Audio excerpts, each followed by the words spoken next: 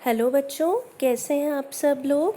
मेरा नाम है Girija Chauhan and we were going through the second chapter that is micro organisms, friends and फो। तो हमने काफ़ी कुछ इस चैप्टर में कवर कर लिया था। इसके सेकेंड पार्ट में हम जो कवर करने वाले हैं that is to be started from increasing soil fertility. तो सबसे पहले तो हमें ये जानना ज़रूरी है बेटा कि एक्चुअली सॉइल फर्टिलिटी जो होती है वो होती क्या है। सॉइल फर्टिलिटी होती क्या है? तो सॉइल फर्टिलिटी का मतलब होता है मिट्टी का उपजाऊपन। मिट्टी का उपजाऊपन। अब इंक्रीजिंग सॉइल फर्टिलिटी का मतलब है कि जो ये उपजाऊपन है मिट्टी का वो किस तरीके से बढ़ाया जाए, वो किस तरीके से बढ़ाया जाए। ठीक है, तो जो हमारे माइक्रो ऑर्गेनिजम्स हैं वो इसमें भी हेल्प करते हैं। कैसे हेल्प करते हैं बेटा? हमें पता है जो हमारा एटमॉस्फेयर है, जो एयर है हमारे आसपास, उसमें नाइट्रोजन जो है वो बहुत ज़्यादा क्वांटिटी में प्रेजेंट होता है। नाइट्रोजन गैस जो है वो बहुत ज़्यादा क्वांटिटी में प्रेजेंट होती है। ठीक है, पर ये नाइट्रोजन जो होती है ये डायरेक्टली प्लांट्स यूटिलाइज नहीं कर सकते। प्लांट्स डायरेक्टली इस नाइट्रोजन को यूटिलाइज नहीं कर सकते। तो जो माइक्रो ऑर्गेनिजम्स हैं ये एटमॉस्फेयर से लेके नाइट्रोजन को क्या करते हैं, they convert this nitrogen gas into nitrogenous compounds. तो बेसिकली क्या करते हैं माइक्रो ऑर्गेनिजम्स, नाइट्रोजन को एयर से लेकर उसको नाइट्रोजन के कंपाउंड्स में कन्वर्ट करते हैं और इसे किस में ऐड कर देते हैं, सॉइल में ऐड कर देते हैं। सॉइल में ऐड कर देते हैं जिससे कि सॉइल की फर्टिलिटी इंक्रीज हो जाती है। ठीक है, अब ये जो पूरा प्रोसेस है जिससे माइक्रो ऑर्गेनिजम्स हवा से, एयर से नाइट्रोजन को लेकर उसे कन्वर्ट करते हैं नाइट्रोजन के कंपाउंड्स में और सॉइल में ऐड कर देते हैं, मिला देते हैं, जिससे कि मिट्टी का उपजाऊपन बढ़ जाता है। इस पूरे प्रोसेस को हम बोलते हैं बायोलॉजिकल नाइट्रोजन फिक्सेशन। क्या बोलते हैं बेटा? Biological nitrogen fixation. यस। सो यहाँ जो आप बेटा देख रहे हैं, जो पिक्चर्स देख रहे हैं, these are the pictures of cyanobacteria. हमने माइक्रो ऑर्गेनिजम्स जब पढ़े थे उनमें साइनोबैक्टीरिया भी पढ़े थे। साइनोबैक्टीरिया का दूसरा नाम होता है ब्लू ग्रीन एल्गी। तो ये जो साइनोबैक्टीरियाज हैं ये किसके लिए रिस्पॉन्सिबल हैं? ये नाइट्रोजन फिक्सेशन के लिए रिस्पॉन्सिबल होते हैं। ये नाइट्रोजन फिक्स करते हैं और मिट्टी को उपजाऊ बनाते हैं। अगर हम इनका नाम बताएं तो एग्जाम्पल्स हैं इनके एनाबीना एंड नोस्टॉक। तो जो दो साइनोबैक्टीरिया है जो नाइट्रोजन को फिक्स कर सकते हैं उनमें से एक है एनाबीना और दूसरा है नोस्टॉक। फाइन।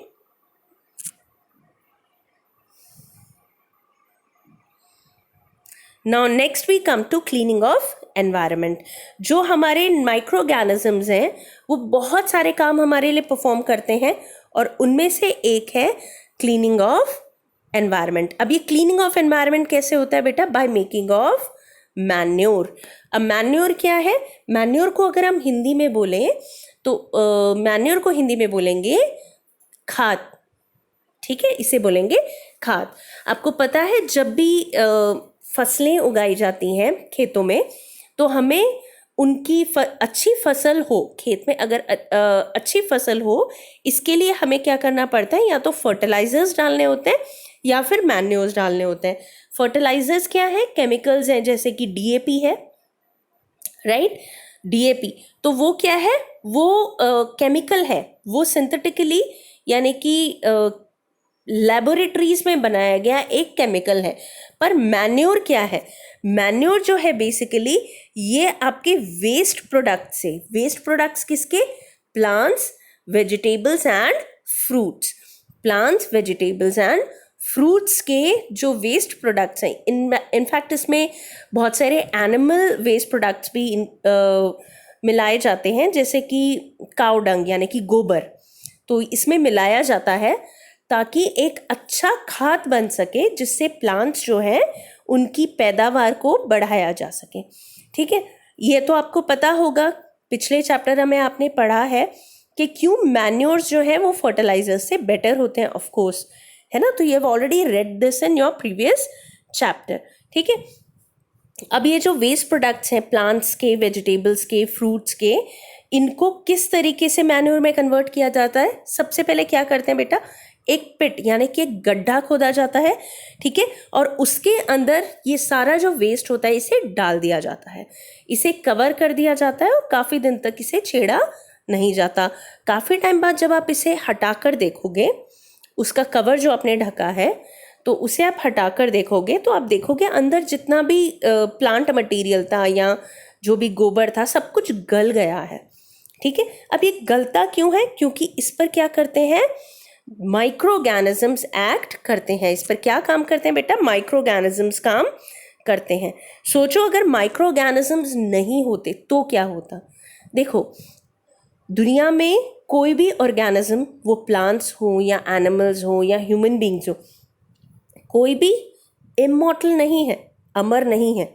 ठीक है, तो होता क्या है कि जब ये ऑर्गेनिजम्स मर जाते हैं, इनकी डेड बॉडीज रह जाती हैं, और ये जो डेड बॉडीज है इन्हें माइक्रो ऑर्गेनिजम्स डिग्रेड करते हैं। डिग्रेड करते हैं यानी कि तोड़ते हैं स्मॉलर सब्सटेंसेस में, स्मॉलर सब्सटेंसेस में, जो कि दोबारा से किस में मिल जाते हैं?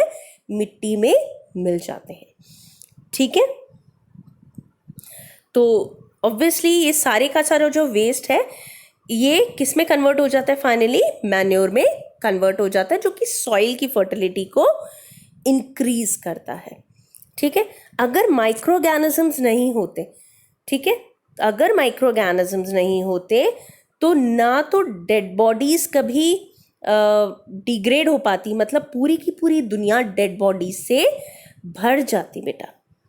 ठीक है, सोचो कैसा होता सीन, पूरी की पूरी दुनिया में सिर्फ डेड बॉडीज, एनिमल्स की, प्लांट्स की, ह्यूमन बींग्स की। तो ऐसी सिचुएशन, इतनी ज़्यादा डेड बॉडीज होती कि नए ऑर्गेनिज्म सर्वाइव ही नहीं कर सकते थे। दूसरी जो प्रॉब्लम यहाँ पर हमारे पास आती थी वो थी न्यूट्रिएंट्स की। होता क्या है कि एक ऑर्गेनिज्म अपनी ज़िंदगी के दौरान न्यूट्रिएंट्स को, बहुत सारे न्यूट्रिएंट्स को यूज़ करता है, मिट्टी से, हवा से, खाने के द्वारा। ठीक है, तो ये जो न्यूट्रिएंट्स होते हैं उसकी बॉडी में रहते हैं, है ना। जब ये ऑर्गेनिज्म मर जाता है तो यही न्यूट्रिएंट्स, माइक्रो ऑर्गेनिजम्स इन्हीं न्यूट्रिएंट्स को तोड़ देते हैं और वापस से मिट्टी में मिला देते हैं। अगर ऐसा नहीं होता तो ये न्यूट्रिएंट्स वापस से मिट्टी में नहीं जा पाते, और अगर ये मिट्टी में वापस से नहीं जा पाते तो नए प्लांट्स इन्हें यूज़ नहीं कर पाते। ठीक है, इसे हम थोड़ा डिटेल में अभी देखते हैं। ठीक है,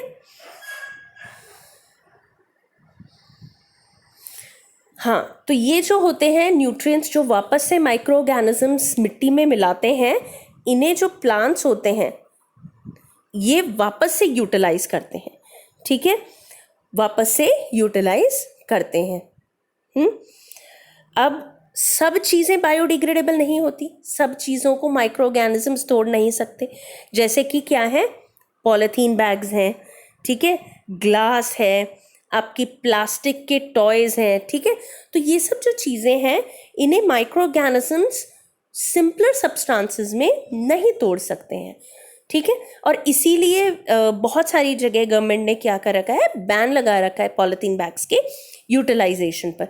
अगर हम यही एक्सपेरिमेंट कि भाई एक गड्ढा खोदकर उसमें पॉलीथीन या प्लास्टिक, ग्लास, ये सब कुछ डाल दें और कुछ टाइम बाद उसे उघाड़ कर देखें, उसे उसका कवर हटा कर देखें, तो हमें पता चलेगा कि plastic, polythene as it is है, वो बिल्कुल भी मैन्योर में कन्वर्ट नहीं हुए हैं। Got it? तो इससे क्या होता है, ये जो प्लास्टिक हैं, बॉटल्स हैं, ये सिर्फ इकट्ठी होती रहती हैं। ठीक है, ये सिर्फ इकट्ठी होती रहती हैं और हमारे एनवायरनमेंट को हार्म करती हैं, ठीक है। They are non biodegradable substances, जो सब्सटेंसेस, जो चीज़ें माइक्रो ऑर्गेनिजम्स तोड़ नहीं सकते, जैसे कि प्लास्टिक हुआ, पॉलीथीन्स हुई, इन्हें हम बोलते हैं नॉन बायोडिग्रेडेबल सब्सटेंसेस, ठीक है बेटा।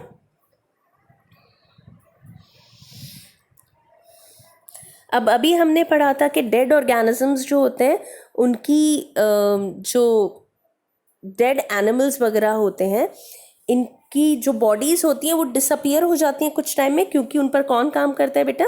माइक्रो ऑर्गेनिजम्स काम करते हैं, ठीक है। यहाँ लिखा हुआ है, देखिए आप, micro organisms decompose dead organic waste in of plants and animals, converting them into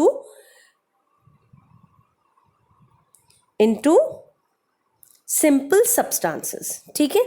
तो इस तरीके से काम करता है। अब ये जो सिंपल सब्सटेंसेस होते हैं, इन्हें कौन लेता है? प्लांट्स जो होते हैं, ये दोबारा से, लेट मी टेक इट, हाँ जी, प्लांट्स जो होते हैं ये दोबारा से यूज कर सकते हैं, ठीक है। अब एनिमल्स, यहाँ पर लिखा है एनिमल्स भी यूज करते हैं। एनिमल्स कैसे यूज करते हैं? देखिए, जब ये सब्सटेंसेस वापस से मिट्टी में मिलते हैं तो इन्हें प्लांट्स तो मिट्टी से ले लेते हैं, they absorb it from the soil, right. अब इन्हीं प्लांट्स पर क्या होता है? बहुत सारे हर्बीवोर्स डिपेंड होते हैं जो डायरेक्टली प्लांट को खाते हैं। तो ये न्यूट्रिएंट्स प्लांट से कहाँ चला जाते हैं? हर्बीवोरस ऑर्गेनिजम्स में, ठीक है। और जो कार्निवोर्स होते हैं वो इन हर्बीवोर्स पर डिपेंडेंट होते हैं। तो हर्बीवोर्स ने जो प्लांट से न्यूट्रिएंट्स लिए, उन न्यूट्रिएंट्स को कहाँ चले जाते हैं बेटा? वो फाइनली चले जाते हैं आपके कार्निवोरस एनिमल्स की बॉडी में, राइट। तो इस तरीके से ये जो सब्सटेंसेस हैं ये वापस से फूड चेन में एंटर हो जाते हैं and they finally clean up our environment, ठीक है। न्यूट्रिएंट्स भी वापस मिल गए, ठीक है, एंड जो हमारा एनवायरनमेंट था वो भी साफ सुथरा हो गया। दो काम हो गए, राइट। नेक्स्ट जो है, देखो, अब तक हमने पढ़ा कि माइक्रो ऑर्गेनिजम्स कैसे हमारे लिए फायदेमंद है, ठीक है। अब हम जो पढ़ेंगे वो है कैसे ये हमारे लिए हार्मफुल हो सकते हैं। चैप्टर का नाम ही था friends and foes. So we have already learned how micro organisms can be friends to us. Now we have to learn how do they act as enemies, हमारे दुश्मन की तरह वो कैसे काम करते हैं। ऑब्वियसली सबसे पहली चीज माइक्रो ऑर्गेनिजम्स नाम आने पर हमारे दिमाग में आती है वो है डिजीजेस, ठीक है। तो बहुत सारे माइक्रो ऑर्गेनिजम्स हैं जो डिजीजेस कॉज करते हैं। किनमें? ह्यूमन बींग्स में करते हैं, प्लांट्स में करते हैं और एनिमल्स में भी करते हैं, ठीक है। ऐसे जो ऑर्गेनिजम्स हैं जो डिजीज कॉज करते हैं, ऐसे ऑर्गेनिजम्स को हम क्या बोलते हैं बेटा? पैथोजेंस। क्या बोलते हैं? पैथोजेंस। तो ये जो होते हैं क्या करते हैं? पैथोजेंस, पैथोजेनिक होते हैं and they finally cause diseases in plants, animals and humans. इसके अलावा क्या होता है? ये बहुत सारी चीज़ें खराब भी करते हैं, ठीक है।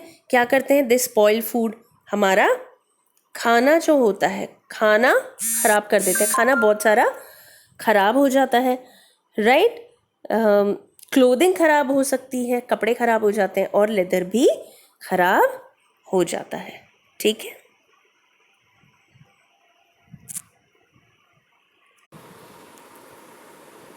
हाँ, तो डिजीज कॉजिंग ऑर्गेनिजम्स जो ह्यूमंस में होते हैं वो किस तरीके से हमारी बॉडी में एंटर करते हैं?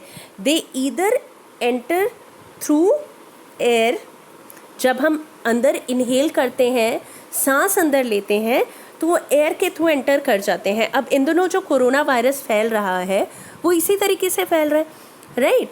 तो जब भी हम किसी पैथोजेनिक ऑर्गेनिज्म, किसी इंसान के बीच कांटेक्ट में आते हैं जो डिजीज़ है, तो वो छींकता है या खांसता है, तो तो उसके थूक के बहुत छोटे पार्टिकल्स हवा में रह जाते हैं, और जब हम सांस लेते हैं तो वही थूक के पार्टिकल्स हमारी अंदर लंग्स में चले जाते हैं, विच कॉज द डिजीज़। ठीक है, तो एक तो ये हुआ कि जब हम एयर ब्रीथ करते हैं तो डिजीज़ कॉज हो जाता है। इसके अलावा वाटर वी ड्रिंक, जब कोई अगर कंटामिनेटेड वाटर आप पी रहे हो, क्लीन वाटर नहीं है पीने के लिए, तो it may also cause disease in the body of the human that is drinking that dirty water. और फूड दैट वी ईट, अगर स्पॉइल्ड फूड आप खा रहे हैं या अनकवर्ड फूड आप खा रहे हैं, तो फूड के थ्रू भी माइक्रो ऑर्गेनिजम्स आपकी बॉडी में एंटर कर सकते हैं। Direct contact with the infected person, इस बारे में भी हमने पढ़ा था। तो अगर हम डायरेक्ट कॉन्टैक्ट में है किसके, इन्फेक्टेड पर्सन के। इन्फेक्टेड पर्सन मतलब जिसको ऑलरेडी कोई डिजीज़ है, ट्यूबरकुलोसिस है, या मान लीजिए कोई और वायरल डिजीज़ है, कोरोना हो रखा है उसको, कोविड-19 जिसे हम बोलते हैं, तो कोविड-19 अगर उसको हो रखा है और आप उसके कॉन्टैक्ट में आए, डायरेक्ट कॉन्टैक्ट में, तो डिजीज़ होने के चांसेस बहुत ज़्यादा प्रोमिनेंट हो जाते हैं, बहुत ज़्यादा हो जाते हैं। ठीक है, और इसके अलावा क्या होता है, कैरिड बाय एन एनिमल। ठीक है, कई बार क्या होता है, डिजीज़ जो होता है किसी एनिमल के थ्रू भी स्प्रेड हो सकता है। ठीक है,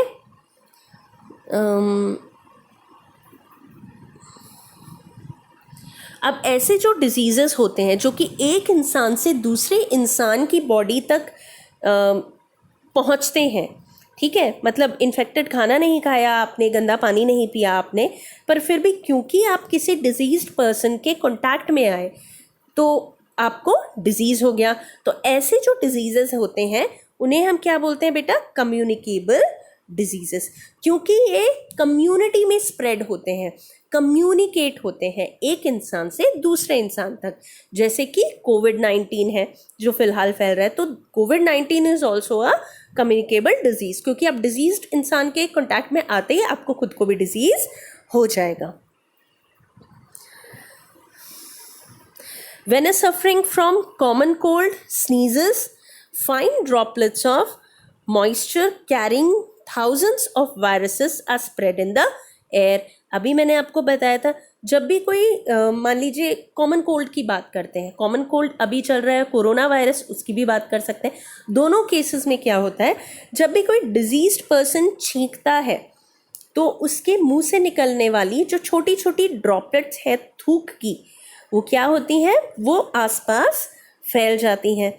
और जब भी दूसरा इंसान उन ड्रॉपलेट्स को इनहेल कर लेता है, सांस के साथ अंदर ले जाता है, तो उसके साथ क्या होते हैं,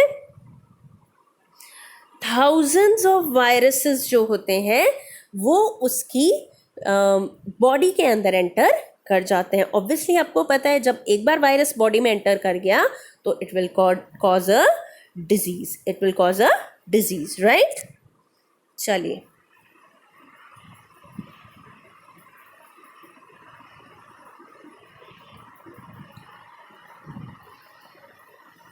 अब क्या होता है, कभी कभी जो डिजीज़ होता है वो डायरेक्टली आपको डिजीज्ड पर्सन से नहीं होता, पर किसी और ऑर्गेनिज्म से होता है। ठीक है, ऐसे ऑर्गेनिजम्स को हम क्या बोलते हैं, कैरियर्स। ऐसे ऑर्गेनिजम्स को हम बोलते हैं कैरियर्स। इन कैरियर्स में सबसे दो इम्पॉर्टेंट और मेन कैरियर्स कौन से हैं, इंसेक्ट्स।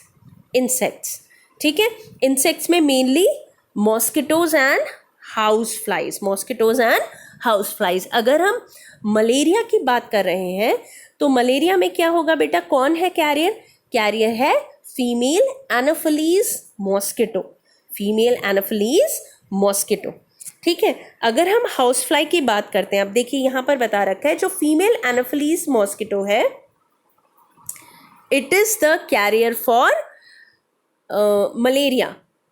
ठीक है, पर जो डिजीज है एक्चुअली वो फीमेल एनाफिलीज कॉज नहीं कर रही है, वो कौन कॉज कर रहा है बेटा, Plasmodium is the organism, micro organism which causes malaria.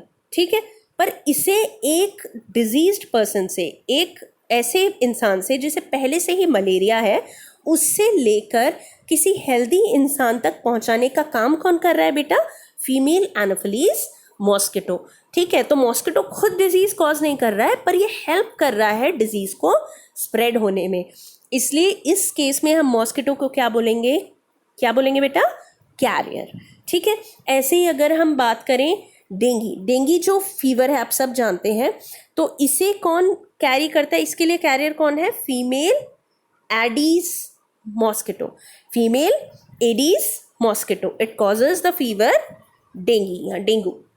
ठीक है, तो अगर हम फ्लाइज की बात कर रहे थे, यहाँ ऊपर लिखा हुआ था कि हाउस फ्लाइज जो होती हैं दे आर ऑल्सो कैरियर्स। ये कैसे होती हैं? क्या होता है, हाउस फ्लाइज की बहुत गंदी आदत होती है, ये तो उनका नेचर ही है, that they sit on dirty things. बहुत गंदी चीज़ों पर वो बैठती हैं। ठीक है, एक्सक्रीटा पर बैठ गई, सड़ती हुई चीज़ों पर बैठ गई। ठीक है, कोई एनिमल मरा हुआ है उसकी बॉडी के ऊपर बैठ गई। तो क्या होता है, ऐसी सड़ती हुई चीज़ों के ऊपर ऑब्वियसली बहुत सारे माइक्रो ऑर्गेनिजम्स प्रेजेंट होते हैं। तो जब वो उसके ऊपर बैठती हैं तो माइक्रो ऑर्गेनिजम्स उसकी बॉडी के साथ चिपक जाते हैं, और जब यही फ्लाई किसी खुले खाने पर बैठती है, विच इज़ नॉट कवर्ड, खुले हुए खाने पर बैठती है, तो यही जो गंदगी है उसे ट्रांसफ़र कर देती है along with the micro organisms. तो माइक्रो ऑर्गेनिजम्स के साथ ये गंदगी को जो है ट्रांसफ़र कर देती है, और साथ में क्या ट्रांसफ़र करती है? साथ में ट्रांसफ़र करती है डिजीज़ेस। ठीक है, तो इसीलिए कहा जाता है you should never take your food uncovered. कभी भी खुले रखे खाने को, अनकवर्ड खाने को खाना नहीं चाहिए। I think I am making these things very clear to you. अब इन डिजीज़ से हम कैसे बच सकते हैं बेटा? By keeping the surroundings clean. आप सबको पता है जिस टाइम डेंगी फैलता है या आपका मलेरिया फैलता है, तो you know it very very well that we have to keep our surroundings very clean. Water logging को हमें रोकना होता है, we have to keep the place dry. ठीक है, अगर हम ड्राई नहीं रखेंगे जगह को तो क्या होगा? पानी इकट्ठा होगा, जहाँ पर जो मॉस्किटो होगा इट विल ब्रीड का मतलब है इट विल ले एग्स, अपने अंडे देगा वहाँ पर, और वहाँ पर नए मॉस्किटोज़ का जन्म होगा। तो अगर पानी नहीं होगा तो ना तो मॉस्किटोज़ अंडे देंगे, ना ही उनकी क्वांटिटी जो होगी, उनका नंबर जो होगा वो इंक्रीज़ होगा, ना ही कोई डिजीज़ फैलेगा। तो सबसे ज़्यादा ज़रूरी क्या है हमारे लिए ऐसे डिजीज़ को रोकने के लिए? क्या ज़रूरत है बेटा? To keep the surroundings very clean. Is that clear? Now this is a very important table. ठीक है, इसमें बहुत सारे डिजीज़ेस दे रखे हैं, जैसे कि ट्यूबरकुलोसिस यानी कि टीबी। ठीक है, और इसे कॉज करने वाले ऑर्गेनिजम्स दे रखे हैं, जैसे कि टीबी जो होता है वो किससे कॉज होता है? बैक्टीरिया। ठीक है, माइकोबैक्टीरियम ट्यूबरकुलोसिस। ठीक है, ये कैसे स्प्रेड होता है? By air. कैसे स्प्रेड होता है? By air. इसके अलावा जो मीजल्स है, मीजल्स एक डिजीज है which is caused by virus and it also spreads by air. तो इस तरीके से you have a long list of diseases with and their causing organisms and the ways they are communicated. ठीक है, तो it is a very important table. I would like you to go through this table. Please go through the table.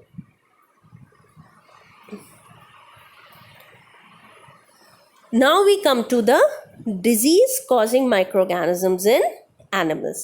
तो जैसा कि humans में disease cause करते हैं microorganisms, वैसे ही क्या होता है, ह्यूमंस में भी माइक्रोऑर्गेनिजम्स डिजीज कॉज कर सकते हैं। ठीक है, सबसे पहले जो एनिमल्स में डिजीज के बारे में पता लगाया था, there was a disease which is known as anthrax. ठीक है, anthrax which is caused by Bacillus anthracis. Bacillus anthracis is the name of the bacteria which causes the disease anthrax. और इसको सबसे पहले किसने बताया था बेटा? रॉबर्ट कोच ने। रॉबर्ट कोच ने 1876 में फाइंड आउट किया था that the disease anthrax is caused by Bacillus anthracis.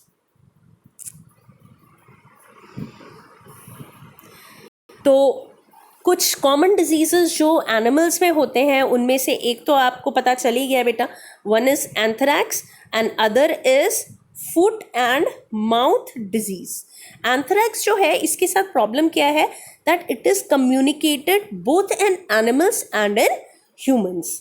ठीक है, foot and mouth disease is mainly of cattle. Cattle मतलब आपके जो पशु होते हैं, गाय भैंस जो होते हैं, इनमें फुट एंड माउथ डिजीज होता है। जबकि एंथ्रैक्स जो है it can be communicated from animals to humans, तो it is like more dangerous. ठीक है, अब हमने देखा था जो एंथ्रैक्स डिजीज था it was caused by bacteria, जबकि जो फुट एंड माउथ डिजीज है that is caused by virus, that is caused by virus. Now the third category of disease causing organisms is the disease caused in plants, microorganisms causing disease in plants. So जो disease है इनमें plants में होने वाले disease की हमें ज़रूरत क्या है इतनी परवाह करने की? हमें ज़रूरत इसलिए है क्योंकि हमें प्लांट्स की ज़रूरत होती है to maintain our food reserves. Basically हमें खाना प्लांट से ही मिलता है। अगर हम खेती नहीं करेंगे तो गेहूँ कहाँ से आएगा या बाजरा कहाँ से आएगा? ठीक है, सरसों नहीं उगेगी तो तेल कहाँ से आएगा? सो बेसिकली जो मेन कंसर्न है कि प्लांट्स में होने वाले डिजीज़ेस को लेकर हम क्यों इतने परेशान रहते हैं, क्योंकि ये जो डिजीज़ेस है होते हैं they reduce the yield of the crops. ये हमारी खेती का जो जितना प्रोडक्शन होना था, जितना गेहूँ या सरसों या जो भी चीज़ थी जो यील्ड होनी थी, जो प्रोडक्शन होना था, उसे बहुत कम कर देता है। तो जितना गेहूँ या सरसों होनी थी उससे बहुत कम प्रोड्यूस होगी। सो इसलिए प्लांट्स के बारे में भी हमें जानना बहुत ज़रूरी है। अब ये जो लिस्ट है it gives an idea of the plants diseases, जैसे कि सिट्रस कैंकर। अब नाम ही बता रहे सिट्रस कैंकर, यानी कि ये किन प्लांट्स में होता है? ये सारे सिट्रस प्लांट्स में होता है। सिट्रस मतलब खट्टे, ऐसे प्लांट्स जिनमें खट्टे फल लगते हैं, जैसे कि नींबू या संतरे या किन्नू, इस टाइप के। ठीक है, तो सिट्रस कैंकर जो है it is a disease which is caused in citrus plants. इसे कौन कॉज करता है बेटा? इसे कॉज करता है एक बैक्टीरिया। इसे कौन कॉज करता है? Bacteria, and it is spread by air. तो ये कैसा डिजीज है? It is a airborne disease या एयर स्प्रेड बाय एयर। ठीक है, रस्ट ऑफ व्हीट। देखिए रस्ट ऑफ व्हीट नाम ही बता रहा है किस में होता है बेटा? ये होता है व्हीट में। इसे कौन करता है? इसे कॉज करता है एक फंगी। ठीक है, और ये कैसे स्प्रेड होता है? It is spread by air और सीड्स। या तो हवा से स्प्रेड होता है या फिर जो इफेक्टेड या कंटामिनेटेड जो बीज होता है उससे भी ये डिजीज हो सकता है। तीसरा जो है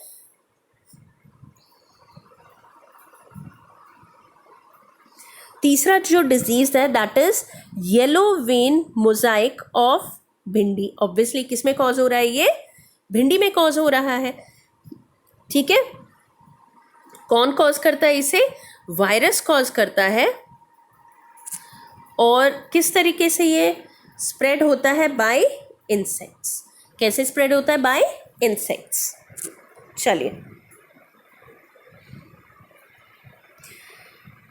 तो इनसे बचने के लिए क्या किया जाता है? इन डिजीजेस से बचने के लिए various chemicals are spread on the what you call fields. आपने देखा होगा जिनके घर खेत है उन्होंने देखा होगा कि खेत में जो खड़ी फसल होती है उसके ऊपर स्प्रे किया जाता है। ठीक है, स्प्रे किया जाता है अलग अलग केमिकल्स का, अलग अलग इंसेक्टिसाइड्स का या पेस्टिसाइड्स का टू रिड्यूस और टू स्टॉप दीज डिजीजेस। इन डिजीजेस से प्लांट्स को बचाने के लिए। अब नेक्स्ट इज फूड पॉइजनिंग। अब ये जो वर्ड है फूड पॉइजनिंग, ये अपने आप में बहुत ही कंफ्यूजिंग वर्ड है। नाउ हमें पता है कि फूड जो है ये तो बहुत इंपॉर्टेंट है हमारी बॉडी के लिए, एंड बिना फूड के वी कैन नॉट सर्वाइव। जब हम फूड के बिना रह ही नहीं सकते तो how can the food cause poisoning? तो फूड एक्चुअली पॉइजनिंग कॉज कैसे कर सकता है, जहर कैसे बन सकता है खाना, ये हम देखते हैं। ठीक है, अब फूड पॉइजनिंग कैसे होती है? It could be due to the consumption of food spoiled by some organisms. कैसे होती है बेटा food poisoning? By food spoil, मतलब खराब जो हो चुका है खाना, जो बुझ चुका है खाना, बाय सर्टेन माइक्रो ऑर्गेनिजम्स। क्योंकि मैंने बताया था जब भी कोई चीज़ सड़ती है तो उसके लिए सोली कौन रिस्पॉन्सिबल होते हैं? Micro organisms. तो जब माइक्रो ऑर्गेनिजम्स की वजह से फूड जो है वो सड़ जाता है और उसे कोई खा ले तो it causes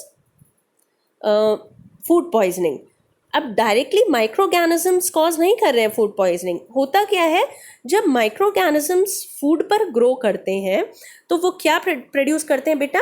they produce toxic substances, बहुत जहरीले सब्सटेंसेस प्रोड्यूस करते हैं।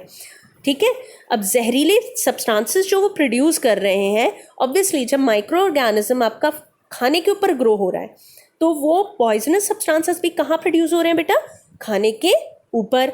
और जब भी आप उसे खाने को खाओगे तो वो पॉइजनस सब्सटेंसेस आपके बॉडी के अंदर एंटर कर जाएंगे and obviously they will poison your body.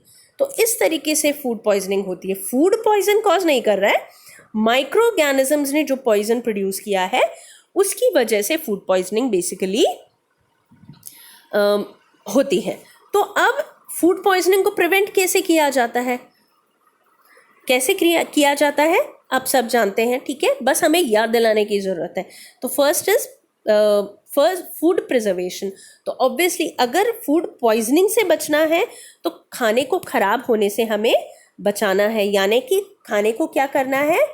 Preserve करना है। प्रिजर्वेशन खाने की ज़रूरी है, राइट? अब पहचाने कैसे कि खाना खराब हो गया?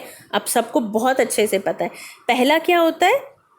बैड स्मेल, बदबू आती है। जो चीज़ खराब हो गई है आप उसका पता कैसे लगाते हैं? मान लीजिए गलती से सब्ज़ी बाहर रह गई तो आप पता कैसे लगाएंगे सब्ज़ी सही है या ख़राब है? आप उसे स्मेल करेंगे और जैसे ही ख़राब स्मेल आती है, फाउल स्मेल आती है, तो you know the food has been spoiled, खाना जो है वो ख़राब हो गया है। ठीक है, और साथ में क्या होता है? उसका बैड टेस्ट होता है। अगर स्मेल नहीं है तो आपको टेस्ट उसका बहुत अलग नज़र आएगा, टेस्ट भी बहुत बदल जाएगा। तो उस जो ख़राब हो चुका है खाना, पहली चीज़ तो उसमें ख़राब स्मेल आएगी, दूसरा उसका टेस्ट भी ख़राब हो जाएगा। साथ में क्या हो जाएगा? Changed colour. साथ में क्या होता है बेटा? कलर भी चेंज हो जाता है। ठीक है, तो this is how you can find out how this food is spoiled और नॉट।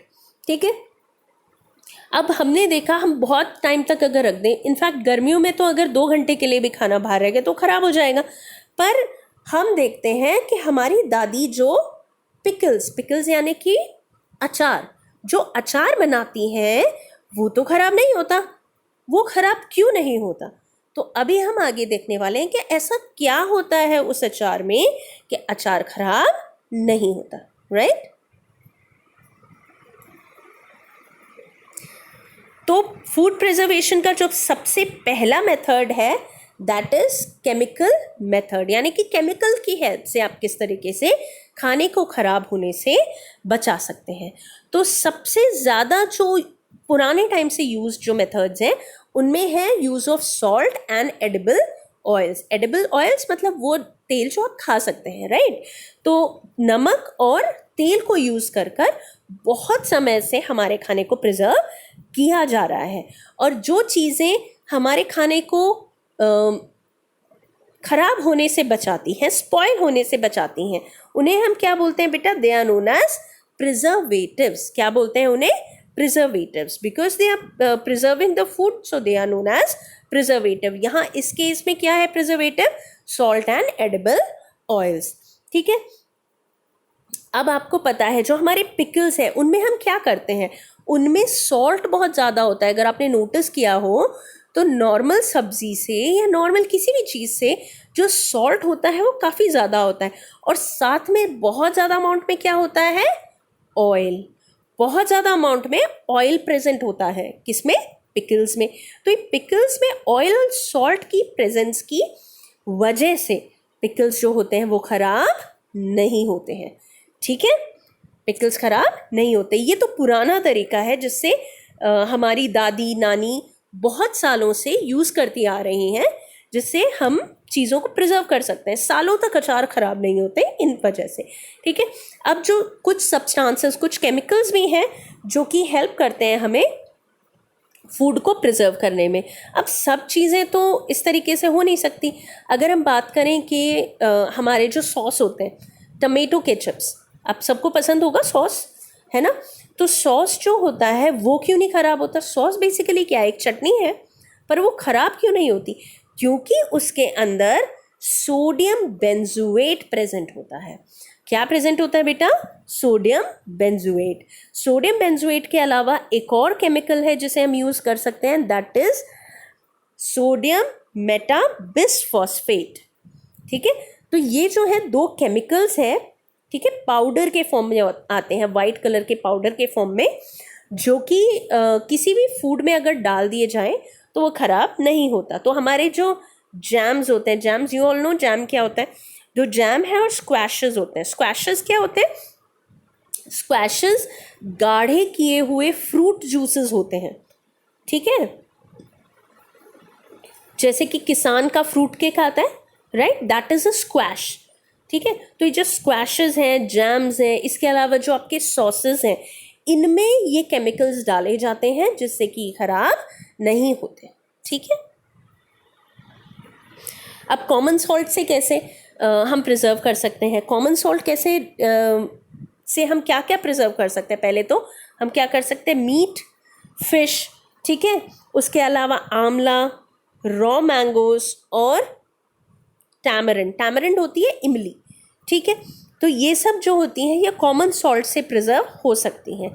ठीक है, होता क्या है कि जब सॉल्ट बहुत ज़्यादा होता है तो माइक्रो ऑर्गेनिजम्स खाने में ग्रो नहीं कर पाते, इतने ज़्यादा सॉल्ट को वो टॉलरेट नहीं कर पाते, और जो खाना होता है वो ख़राब नहीं होता। Next is preservation bye sugar. अब ये तो बहुत अजीब लगता है कि भाई शुगर डालने तो ज़्यादातर चीज़ें ख़राब हो जाती हैं, पर शुगर कैसे हेल्प करता है किसमें, फूड प्रिजर्वेशन पे। तो शुगर क्या करता है बेटा, it reduces the moisture content, यानी कि जब चीनी ज़्यादा होगी, आपने देखा होगा जो चाशनियाँ होती हैं, बहुत गाढ़ी अगर चाशनी है तो वो ख़राब नहीं होती। वो क्यों नहीं होती, क्योंकि उसमें पानी बहुत कम रहता है। तो जितने भी लिविंग ऑर्गेनिजम्स हैं उन्हें क्या चाहिए बेटा, माइक्रोब्स को उन्हें चाहिए पानी। जब वाटर कंटेंट बहुत कम हो जाएगा तो ऑब्वियसली वो ग्रो नहीं कर पाएंगे, वो जिंदा नहीं रह पाएंगे। इसीलिए जैम्स हैं, जेलीज हैं और स्क्वैशेस हैं, ये जल्दी से ख़राब नहीं होते। ठीक,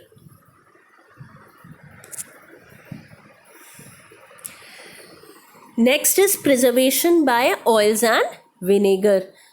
तो बैक्टीरिया जो होते हैं they can not grow in such environment. ऐसे जो एनवायरनमेंट होता है जहाँ पर बहुत ज़्यादा ऑयल प्रेजेंट हो, या विनेगर क्या है, विनेगर इज एन एसिड।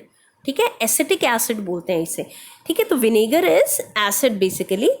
तो एसिड की प्रेजेंस में या फिर ऑयल की प्रेजेंस में ज़्यादातर माइक्रो ऑर्गेनिजम्स ग्रो नहीं कर सकते। ठीक है, और इसीलिए फूड जो होता है वो ख़राब नहीं होता। और इस तरीके से हम किस चीज़ को कर सकते हैं बेटा प्रिजर्व, फिशेस को कर सकते हैं और मीट को कर सकते हैं, बहुत सारे फ्रूट्स को भी यहाँ पर प्रिजर्व कर सकते हैं। आपने देखा होगा कि कई लोग क्या करते हैं, प्याज जो होती है उसे विनेगर में, सिरके में डालकर रखते हैं। विनेगर इज सिरका। ठीक है, तो सिरके में डालकर रखते हैं प्याज, जिससे प्याज खराब नहीं होती। अगर आप रेस्टोरेंट्स में भी जाओ खाना खाने, अगर आप बाहर जाते हो तो आपने देखा होगा पिंक कलर की, ऑरेंज कलर की, अलग अलग कलर्स की वो अनियंस रखी होती हैं जो सैलड में वो लोग रखते हैं, और उसमें हल्का सा खट्टा टेस्ट होता है। ठीक है, तो वो कहाँ से आती है, वो प्याज जो होती है वो विनेगर में यानी कि सिरके में वो भिगो कर रखते हैं, जिससे वो प्याज खराब नहीं होती। ठीक है, next is heat and cold treatment. अब आपको पता है कि जो बॉइलिंग है, boiling kills many micro organisms. ये तो आपने घर में डेफिनेटली डेली देखा होगा। जब भी आपकी मम्मी जो है दूध लेकर आती हैं या घर में दूध आता है, सबसे पहले क्या करती हैं उस दूध का, उसे क्या करती हैं, उसे बॉईल करती हैं। क्यों बॉईल करती हैं बेटा? उसे बॉईल करती हैं ताकि माइक्रो ऑर्गेनिजम्स, बैक्टीरिया उसके मर जाएं। ठीक है, इसके अलावा हमारे घर में जो खाना बचता है, ठीक है, या वेजिटेबल्स और फ्रूट्स जो हमारे घर आते हैं, ठीक है, उन्हें हम कहाँ रखते हैं बेटा? उन्हें हम रखते हैं रेफ्रिजरेटर यानी कि फ्रिज के अंदर। हमें पता है जो चीज़ फ्रिज के अंदर है वो ख़राब नहीं होगी। तो आपने कभी सोचा है कि ऐसा क्यों नहीं होगा? क्योंकि जब टेम्परेचर कम होता है, जो ठंडा टाइम होता है, जो ठंडी जगह होती है, वहाँ पर माइक्रो ऑर्गेनिजम्स ग्रो नहीं कर पाते। आपने देखा होगा सर्दियों में अगर हम फ्रिज नहीं भी चला रहे हैं, सब्जी बाहर रह गई, कोई फ्रूट्स बाहर रह गए, तो भी वो ख़राब नहीं होते, जबकि गर्मियों में हो जाते हैं। ऐसा क्यों? क्योंकि कम टेम्परेचर में, ठंडी जगह में कभी भी माइक्रो ऑर्गेनिजम्स ग्रो नहीं कर पाते और खाना ख़राब नहीं होता। ठीक है, तो ऐसे ही मैंने आपको बताया था, जो दूध आता है आपकी मम्मी सबसे पहले क्या करती हैं, उसे बॉईल करती हैं ताकि वो ख़राब ना हो। अब होता क्या है कि अगर आप थैली के दूध की बात करें, ठीक है, थैली का भी नहीं, इनफैक्ट जो टेट्रा पैक आता है, टेट्रा पैक होता है जो गत्ते के डब्बे में जो मिल्क आता है, इस यहाँ पर झज्जर में इतने ज़्यादा उसमें अवेलेबल नहीं है, बड़ी सिटीज़ में ज़्यादा अवेलेबल होता है टेट्रा पैक। तो टेट्रा पैक जो है, टेट्रा पैक का दूध अगर आप नहीं खोलोगे तो 2-3 महीने तक भी ख़राब नहीं होता। तो ये दूध ख़राब क्यों नहीं होता? क्योंकि ये जो दूध होता है ये प्रोसेस से गुजरता है जिसे हम बोलते हैं पैस्चराइजेशन। अगर आपको याद हो तो लास्ट क्लास में मैंने आपको लुइस पास्चर के बारे में बताया था, and I told you that he is the father of microbiology. तो लुइस पास्चर ने बहुत इंपॉर्टेंट काम किए थे बहुत सारे माइक्रोबायोलॉजी के लिए। उनमें से एक था formation of the process of pasteurisation. इस प्रोसेस में क्या होता है, जो दूध होता है उसे 70 डिग्री सेल्सियस तक गर्म किया जाता है कुछ 15 से 30 सेकेंड्स के लिए। ठीक है, और अचानक क्या किया जाता है, उसे कूल कर दिया जाता है, अचानक ठंडा कर फिर उसे स्टोर कर देते हैं। तो इस प्रोसेस में क्या होता है, माइक्रो ऑर्गेनिजम्स जो है वो मर जाते हैं। और ऑब्वियसली क्योंकि स्पॉइलेज के लिए माइक्रो ऑर्गेनिज्म ज़रूरी रिस्पॉन्सिबल होते हैं, तो क्योंकि अगर माइक्रो ऑर्गेनिजम्स यहाँ पर नहीं रहे तो दूध भी खराब नहीं होगा। तो this is the process of pasteurization. Pasteurization मैं आपको समझा चुकी हूँ, and it was invented by Louis pasture.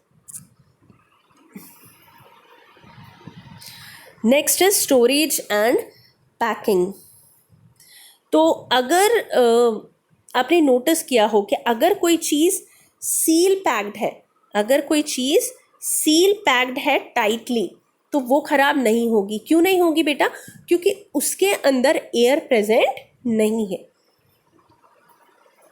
Air present नहीं है। माइक्रो ऑर्गेनिजम्स को भी एयर की ज़रूरत है, ऑक्सीजन की ज़रूरत है टू स्पॉइल द थिंग्स। आपने नोटिस किया होगा जो चिप्स के पैकेट्स आप लेकर आते हैं वो फूले हुए होते हैं, ठीक है, इतने चिप्स नहीं होते जितनी हवा भरी होती है। तो हवा क्या है, दैट इज़ एक्चुअली नाइट्रोजन जो उसके अंदर भरी जाती है, और वो इसीलिए भरी जाती है और ऊपर से क्या किया जाता है, उसे सील कर दिया जाता है।